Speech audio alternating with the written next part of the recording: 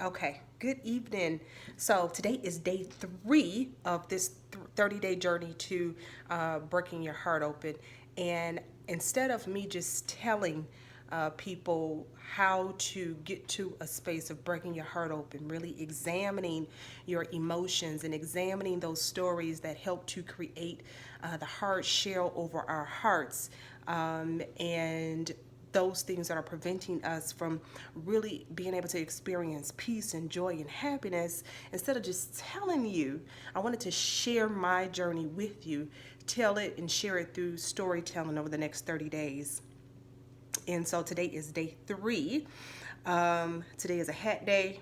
If I wore wigs, it'll probably be a wig day. But I am committed to doing these videos each day no matter what. And so I am here.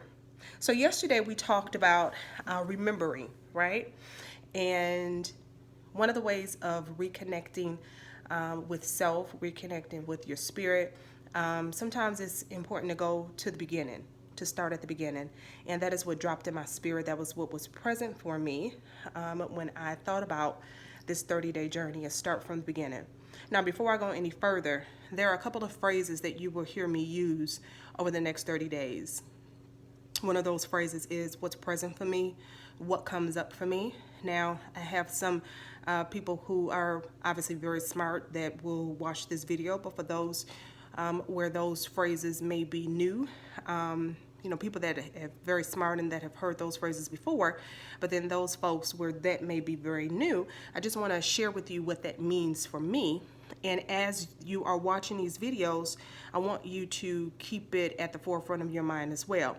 So when I say what comes up for me or what is present for me, and I want you to think about this as you are listening to these videos, and even as you are going through the process of breaking your own heart open and assessing and evaluating your own emotions, is as you hear things, a statement, a word, a feeling, what comes up? If I make a statement, what drops in your spirit? What is most present for you? What is that thought, that emotion, that feeling that first comes up? And I want you to begin to be with that and then stay with it and be able to examine it. And so that is the part of healing, a part of processing our emotions that we are not necessarily given the tools to do as we're, coming up, right? You learn them along the way, and those are some processing tools that I have learned. So when I say what came up for me, it really allows me to allow that emotion, that feeling to come up, for me to acknowledge it, for me to be with it, for me to examine it, and if need be, let it go. Journal about it, write about it, cry about it.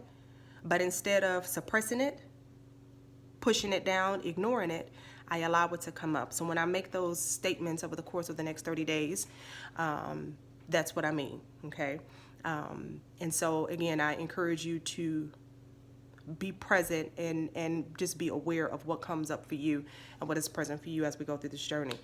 So yesterday I talked about starting from the beginning. And I talked about how when I was a child, just the very essence of me then is also the very essence of me now and who I am. And that is unique and kind and genuine and thoughtful and generous. That really is the essence of who I am. And along the way, life screws us up, right? And begins to strip a lot of that away. And I've had to reconnect with that. I titled this The First Level of Insecurity. It's because I was, again, very confident, very secure. I told you yesterday, if you didn't watch that video, go back and watch that video, day 2, about remembering. How I thought that I was an extremely special little girl, that I thought that I was the only little girl, like literally on the planet, with the name Brandy, until a little redhead girl named Brandy moved in next door to me. And so I never had any idea that, anything was wrong or anything was broken with me. My very first experience, the very first level of insecurity occurred in an experience that I had when I was probably about 6 or 7 years old. It was a first layer of, again, that protective layer and barrier over my heart. And the story that I created about who I was. So on my not my paternal side, my father's side of the family, one particular Christmas or Thanksgiving, it had to be one of the holidays, we went over to what would have been my great aunt's house. And back then, she was a black woman living in Brown Deer. And again, for my Milwaukee people, it was a affluent suburb of Milwaukee that many black people did not live in at that time. And so I remember hopping in a car, driving there. I felt like we were going out of town, and we pulled up to this big house, which as a little girl was big to me. And then we walk into the house, and again, I only saw my extended paternal side of the family during the holidays, and this would have been my grandmother's sister. And I remember walking into the house. If you go back and watch the video from yesterday, I was extremely doted on, very loved, very well loved, and was the princess of the family. In my opinion, in my brain, I absolutely was. And I walked in, and that aunt said, not to me, but to my grandmother or whoever else she was talking to, that, wow, Brandy is coming into herself. She's really starting to come around and, starting to come into her looks. Now, as a 6 or 7 year old little girl who thought that she was the most special person in the world, who was the most unique, who was the princess, who was ultimately, the shit, that really hurt me in a way, and it confused me in a way that I remember running to the bathroom and slamming the door behind me and standing on my tiptoes to look in the mirror over the bowl to see what was wrong with me. Because what was this lady talking about? What do you mean I was coming into myself? I was coming into my looks, or what did that mean? What did that mean? Because up until then, I was perfect in my eyes, innocent. And that was the first time that there was an outside influence that impressed upon me that something may have possibly been wrong with me. And there was nobody, because I didn't share with anybody. I don't know that I did, or I don't know that the adults around corrected her. And I'm absolutely imagine that it was not vindictive or malicious. It's kind of something in general that we say to kids, or they growing into their looks, they're growing into their head or their clothes or whatever. And we have to be very careful about what we say and how we say, what we say to children, and how it could potentially affect them in their self-esteem. But that one incident, me walking into that home, her saying that to me, and then planting the seed that maybe something about me was not right, maybe something about me was broken, began to germinate in me that perhaps I wasn't enough. That perhaps something about me was broken. And that one act of me running to the bathroom to check myself in the mirror, what is she talking about, went on to affect me probably up until several years ago, because I became so deeply insecure about who I was and how I looked, and feeling like I was, not as cute as everybody else, that I would run to the bathroom before I went to a party, before I went to work, and I would do it multiple times to go and check to make sure that I looked okay, that I wasn't broken, that I was acceptable. And what I saw was okay, but maybe what somebody else saw wasn't okay.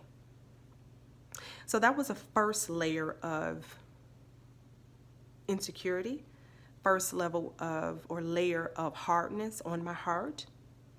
And again, we'll go through this process of sharing these stories, sharing my story with you of how these subtle stories and how these subtle instances and occurrences in my life created the woman that I was, created the hardness of my heart, and then going back through and showing you how to unbreak it and how to recreate these stories, right? And so that story is used to rule me. It no longer rules me. It no longer guides me. It no longer dictates who I am. And so over the course of the next 27 days, we'll show you how to, I'll show you how to begin to unbreak and pull apart and examine these stories as we go forward. So today is day 3, first level of security. Yesterday was remembering. And again, if you haven't watched the video from yesterday, I encourage you to go back. Share in the comments, things that are coming up for you, things that are present for you. What's coming up? What are your first remembrances of some things that happened and occurred for you that added those very first layers of insecurity or unhappiness or despair? What happened and what are the stories associated with that? Because the story that I associated with this woman saying what she said, I'm sure she didn't mean it, but that stuck with me over the next 15 years. What are those things that come up for you? Okay? So this is day 3. I think that's it. All right, guys. So tomorrow we're going to try to do this a little bit earlier. What I recognize is that the later it gets, the less I want to do them. I'm an early person. I had guests. I was actually supposed to be in Houston, but missed my flight. And so I ended up having guests, and so the later that it gets, the less I want to do this. So first thing in the morning, I'll start doing these videos and posting them. So tomorrow we're going to try this again, but just a little bit earlier. So I hope everybody is having a great Saturday, and I will see you tomorrow.